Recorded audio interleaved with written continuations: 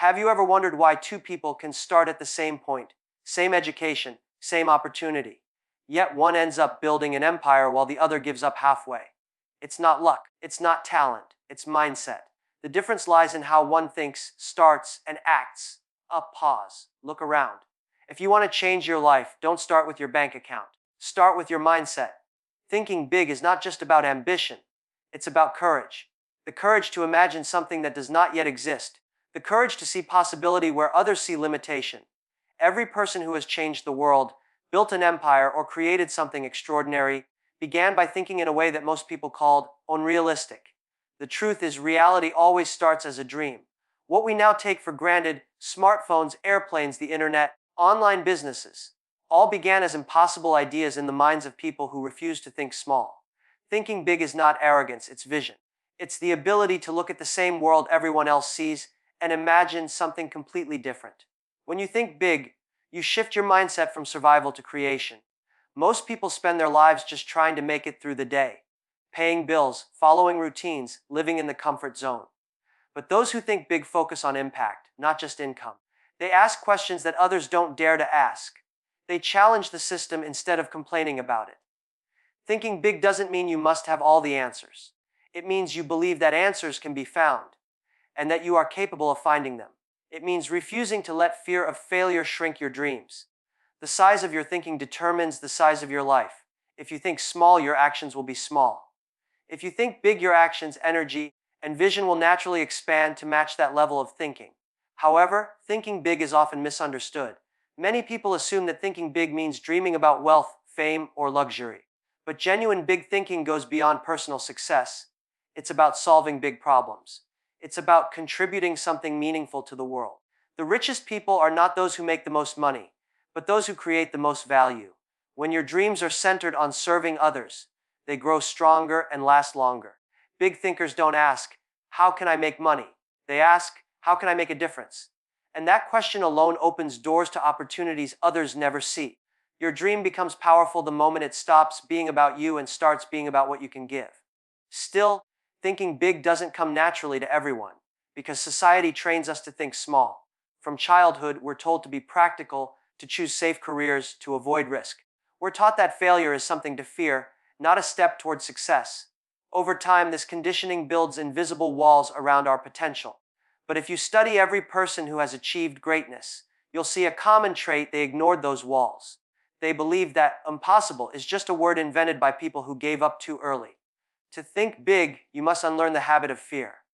You must train your mind to see beyond what is and imagine what could be. Remember, your mind is your greatest factory. Whatever you produce there will eventually show up in your life. Thinking big also demands patience and persistence. When you hold a big vision, it often feels lonely at first, because others can't see what you see. People might laugh at your ideas, criticize your plans, or call you unrealistic. That's because your dreams expose their limitations. But you must learn to protect your vision from small thinkers.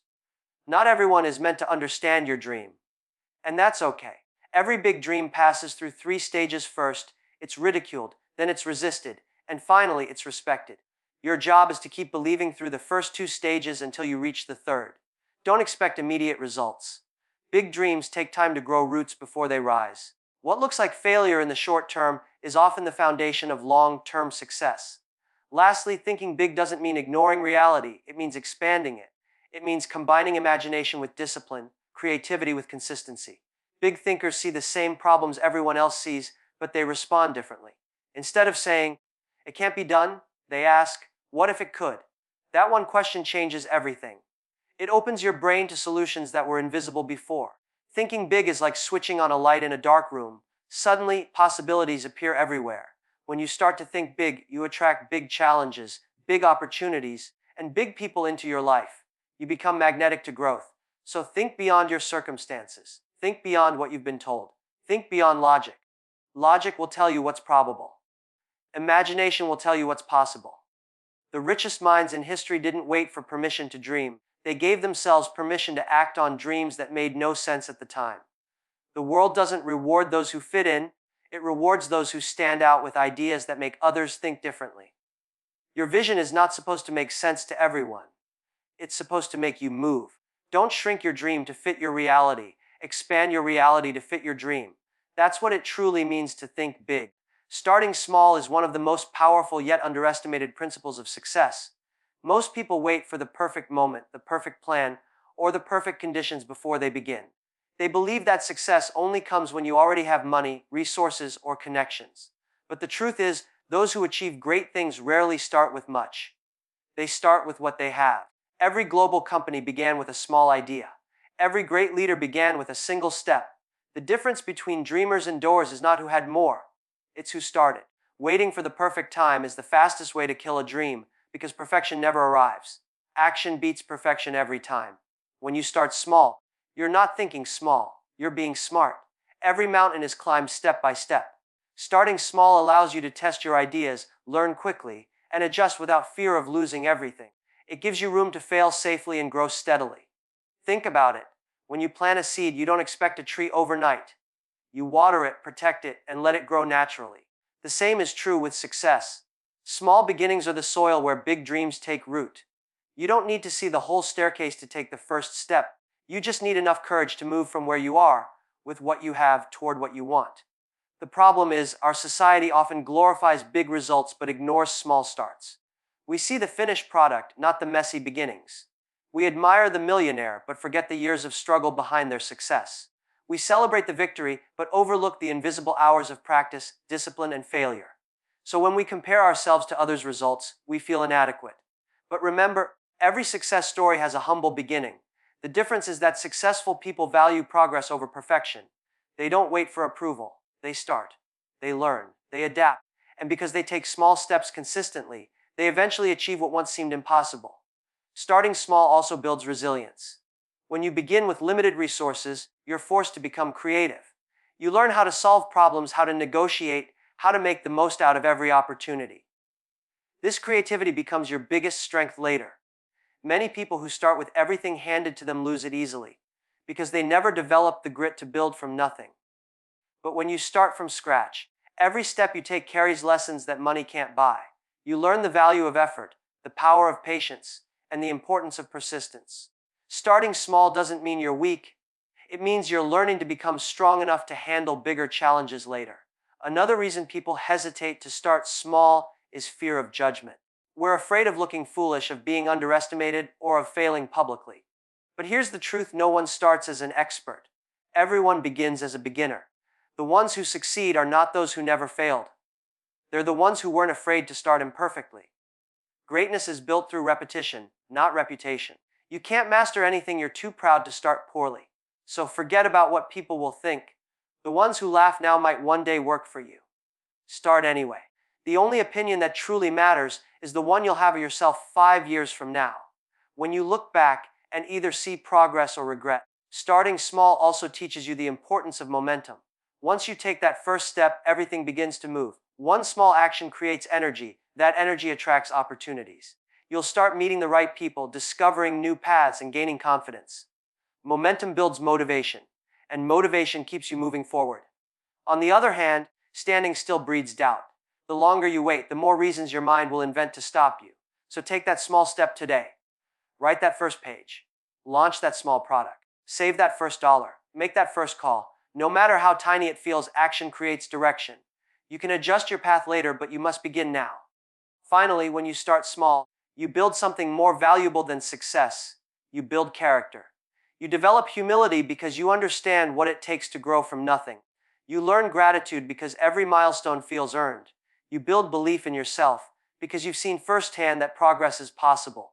Starting small reminds you that success is not a single event, it's a habit of daily effort. It's about waking up each day and deciding to move one step closer to your dream, no matter how far it seems.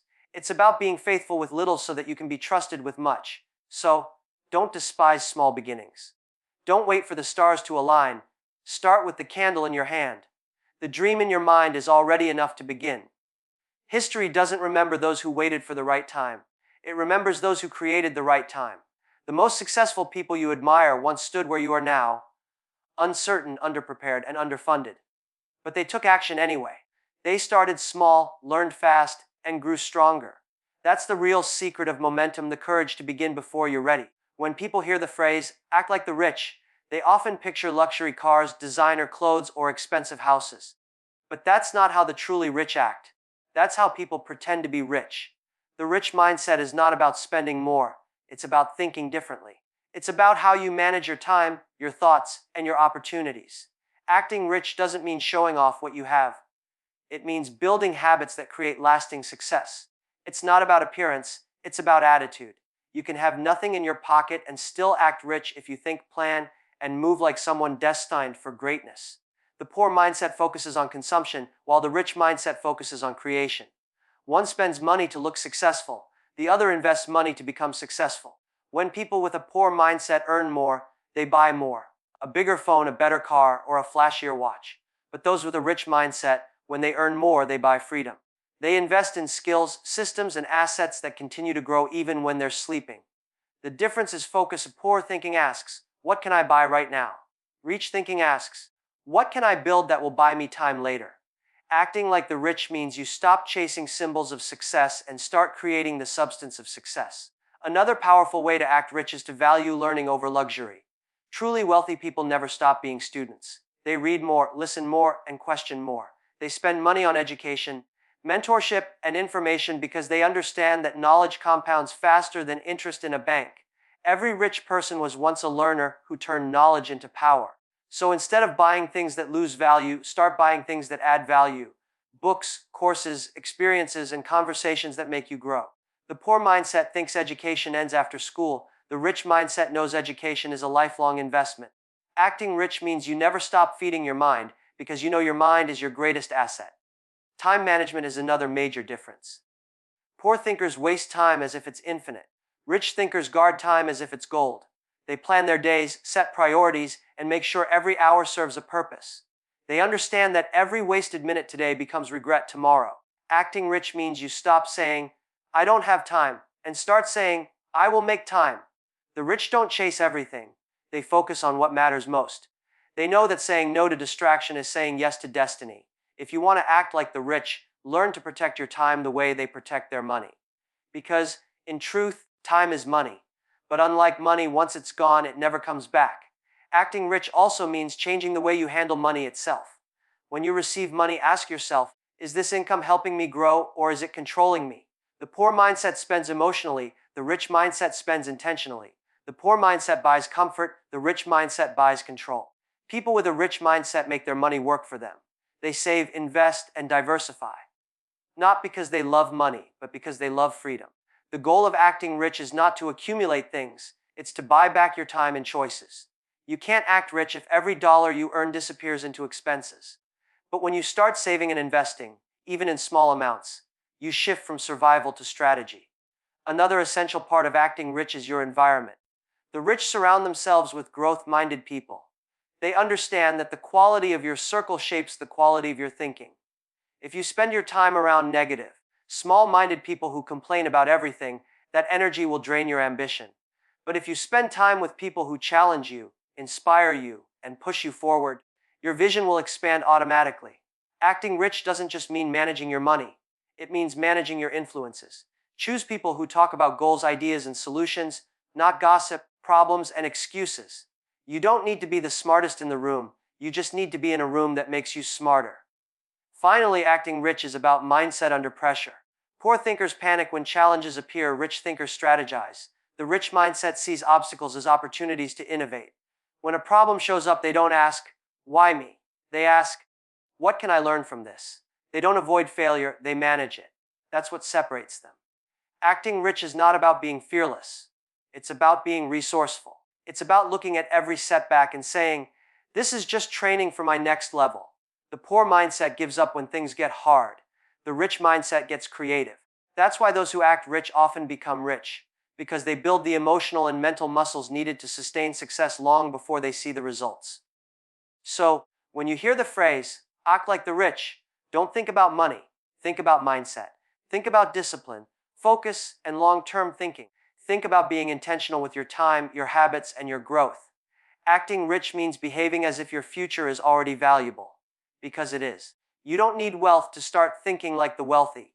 You just need to change what you do with what you already have. True richness begins in the mind long before it appears in your account. Once you start thinking like a creator, learning like a student, and moving like a leader, you're already acting rich. Rejection is one of the most painful, but most powerful teachers in life. It's the moment that tests your belief in yourself more than any failure ever could. When someone says no to your dream, your idea, or your effort, it feels like the world is closing its doors on you. But here's the truth that most people never understand: rejection is not the end, it's guidance. Every rejection carries a message, a redirection, and a hidden lesson. It's life's way of shaping you into someone stronger, wiser, and more prepared for the success you're chasing. The people who reach the top are not the ones who never faced rejection. They're the ones who refuse to let it stop them. Rejection hurts because it attacks something deeper than our goals. It attacks our self-worth. When you hear no, it feels personal, like someone is saying you're not enough. But rejection is rarely about you. Most of the time, it's about timing, fit, or perspective. Maybe the world wasn't ready for your idea yet. Maybe the opportunity wasn't meant for you because something better was on the way. The mistake most people make is treating rejection as proof of failure instead of proof that they tried. Every no means you were brave enough to take a risk, and that alone puts you ahead of most people. Think about it: those who never get rejected are usually the ones who never dared to try. Every great story of success has rejection at its beginning. Before every yes, there were countless no's. Authors whose books were rejected dozens of times. Entrepreneurs whose ideas were laughed at. Artists who were told they weren't good enough. Yet, they all share one thing in common: they kept going. They treated rejection as feedback, not as a verdict. They asked themselves, what can I learn from this? And then came back stronger. That mindset, turning pain into power, is what separates those who dream from those who achieve. You can't grow if you're afraid of hearing no. Because rejection doesn't destroy you, it develops you. Learning from rejection means changing how you interpret it. When you face rejection, don't let emotion take over. Step back and analyze it with a clear mind. Ask yourself, why did this happen? What can I do better next time? Rejection often points out weaknesses you couldn't see yourself. It exposes areas you need to strengthen: your skills, your communication, your patience, your strategy. Instead of being angry at rejection, use it as a mirror. The feedback hidden inside it is priceless. A no might simply mean not yet. Maybe you need to refine your plan, adjust your approach, or build more credibility. The key is to take every rejection as a lesson that moves you closer to mastery. Rejection also builds emotional resilience, the ability to keep moving when things don't go your way. Every time you face a no and keep going, you train your mind to stay calm under pressure. You learn to control disappointment instead of being controlled by it. Over time, rejection stops feeling like a wall and starts feeling like a challenge. You begin to see that each rejection is just one step closer to the right opportunity. It's like training a muscle.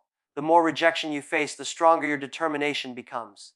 Eventually, rejection loses its power to discourage you. It becomes motivation, not humiliation. You stop fearing it and start using it. There's also another secret: rejection helps you discover who you truly are. When everything goes right, it's easy to stay confident. But when everything goes wrong, that's when your real character appears. Rejection reveals your persistence, your patience, and your passion. If you quit after one no, your dream wasn't strong enough. But if you keep fighting after 100 no's, that dream becomes unbreakable. Rejection cleans your path. It removes fake opportunities and false approval, leaving behind only what truly matters. Sometimes, rejection protects you from things that would have distracted or damaged you. It's not always a punishment. Sometimes it's protection in disguise. Lastly, learn to respect rejection, not resent it. The more you run from it, the more power it has over you. But the moment you face it head on, it starts to serve you. Every successful person can look back and point to a moment of rejection that changed everything. A job they didn't get, a deal that fell through, a door that stayed closed. At the time, it felt like disaster. Later, it turned out to be destiny. If you can learn to thank your rejection instead of hating it, you've already won. Because you've shifted from being a victim of circumstance to being a student of life. You no longer fear failure. You learn from it, adapt, and come back better.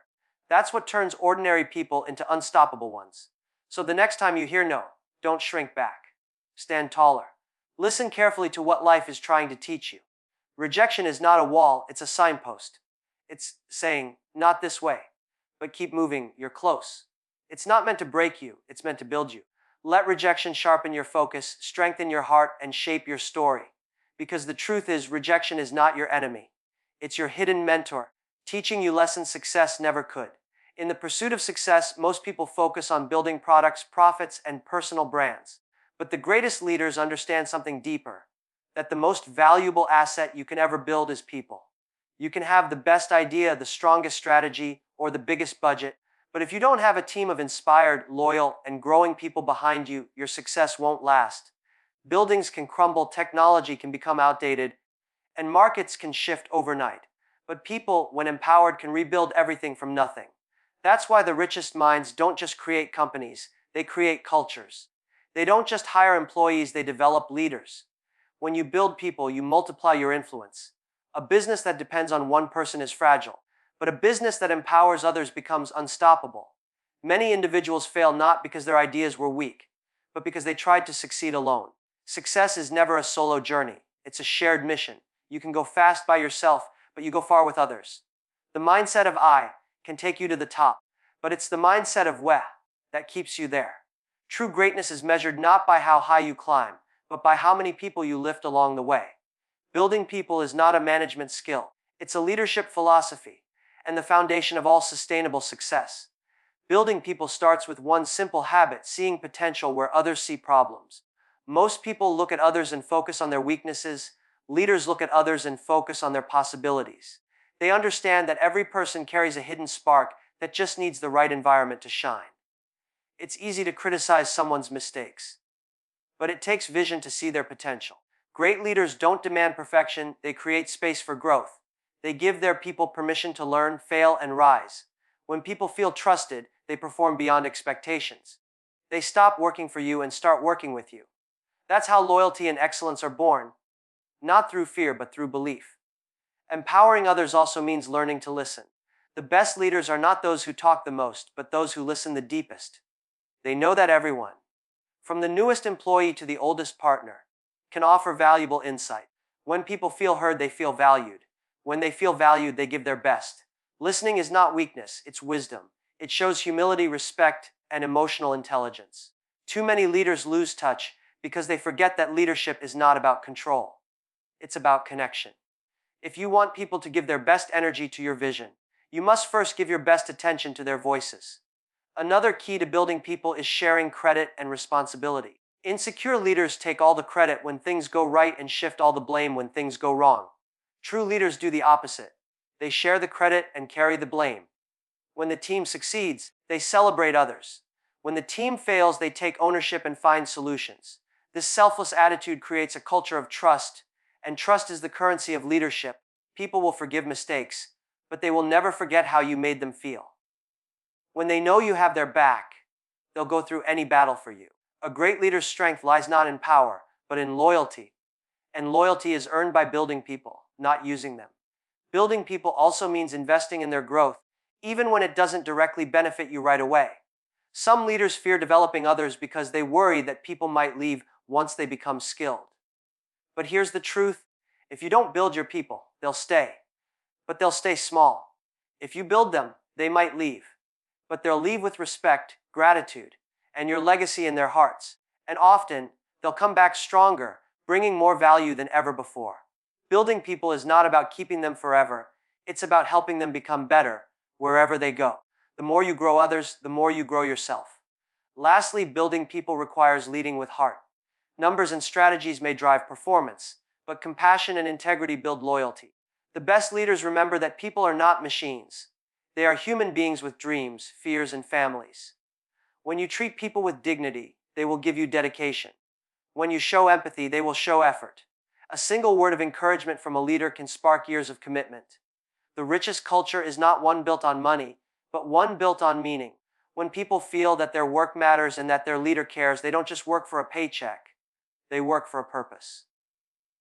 So if you want to build something that lasts, don't just build a company. Build a community. Don't just aim to be successful. Aim to be significant. The world has enough bosses, it needs more builders of people. Because when you build people, they build everything else for you. Your greatest legacy won't be in what you achieved alone, but in who you helped others become. A true leader's success is reflected in the success of those they inspired, guided, and believed in when no one else did. Success is not a finish line. It's a journey that never truly ends.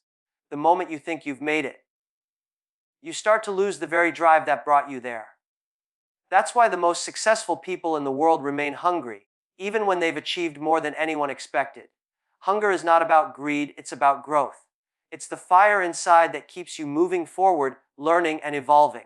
Staying hungry means never settling, never getting comfortable, and never believing that you've reached your peak. Because the truth is, there's always another level. Not just of achievement, but of impact, understanding, and purpose. But hunger alone isn't enough.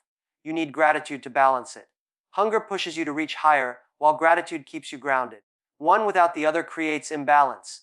Hunger without gratitude breeds arrogance.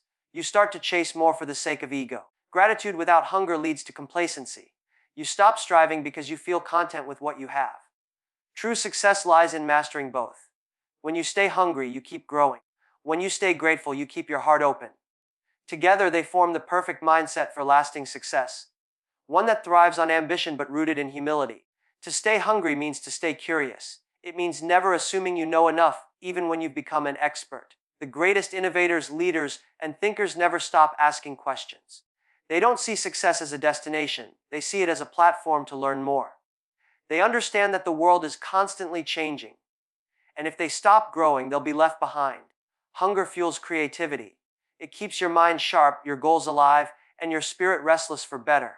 Every day you wake up, you should feel that small spark that whispers, "There's more I can do, more I can become, more I can give." That's what keeps your journey alive long after others have stopped walking. At the same time, staying grateful means remembering where you came from and who helped you get there. Gratitude keeps your heart soft in a world that often becomes hard with success. It reminds you that no matter how far you go, you didn't do it alone. Someone believed in you, supported you, or inspired you along the way. Gratitude turns pressure into peace. It allows you to celebrate progress without being consumed by comparison. It teaches you to enjoy the journey, not just the destination. When you're grateful, even small victories feel meaningful. You stop waiting for the big win to feel fulfilled, because you realize every step forward is already a blessing. One of the challenges of success is that it can make people forget their beginnings.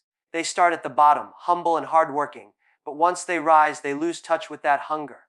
They become comfortable. And comfort is the silent killer of growth. The moment you get too comfortable, your edge starts to fade. You stop taking risks, you stop learning, you stop pushing, and slowly you start to fall behind those who are still hungry. That's why you must remind yourself daily, you haven't arrived, you're still becoming. Even if you've achieved something great, act like there's still more to learn. Success is not about reaching the top, it's about staying worthy of being there. But let's not forget, staying hungry can be exhausting if you don't balance it with gratitude. Gratitude recharges your spirit. It turns struggle into strength and failure into feedback. When you're grateful, every experience becomes valuable. Even the hard times become teachers. Gratitude helps you see what's right, not just what's missing. It keeps your energy positive and your mindset resilient. It reminds you that while you may not have everything you want yet, you already have more than what you started with. Gratitude doesn't kill ambition. It fuels it by making the journey meaningful. Staying hungry and staying grateful also means redefining what success really means. It's not just about how much you earn, but how much you learn. Not how much you collect, but how much you contribute. The truly successful are those who remain students forever. Always learning, always sharing, always growing. And they do it with humility, because they understand that life gives to those who give back. The more you serve, the more you receive. The more you help others grow, the more growth comes your way. Hunger pushes you to build your dream. Gratitude teaches you to lift others as you climb. So, as you move forward in life, remember this balance. Stay hungry for knowledge, for growth, for excellence. Let that hunger push you to do what others won't, to learn what others ignore, and to keep evolving even when it's uncomfortable. But also stay grateful for every challenge, every lesson, every opportunity, and every person who walks beside you. Gratitude turns ambition into purpose and turns pressure into perspective.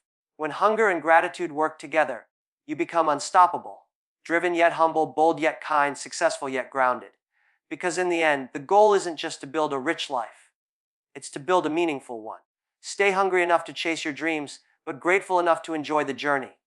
Stay ambitious enough to grow, but humble enough to remember where you came from. That's the secret of lasting success, a mindset that keeps reaching higher without ever losing its heart.